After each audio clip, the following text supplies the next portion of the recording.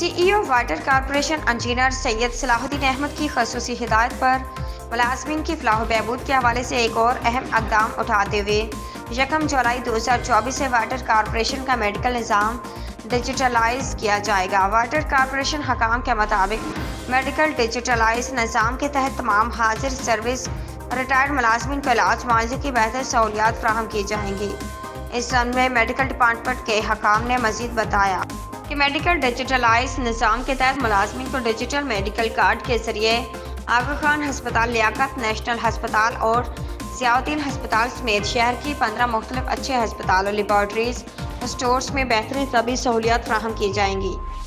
उनका कहना था कि डाउ हस्पताल और लेबॉर्ट्री कुछ मामलात की वजह से आर्जी तौर पर बंद है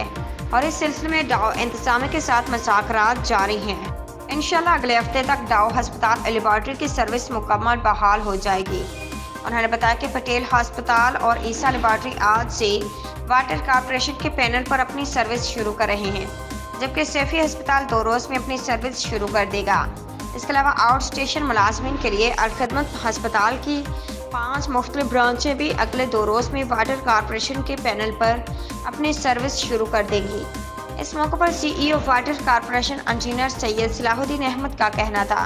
कि वाटर कॉरपोरेशन के हाजिर सर्विस और रिटायर्ड मुलाजमीन को बेहतर तबी सहूलियात फराहम करने समेत उनके तमाम मसाइल हल करना हमारी अवलिन तरजीहात में शामिल है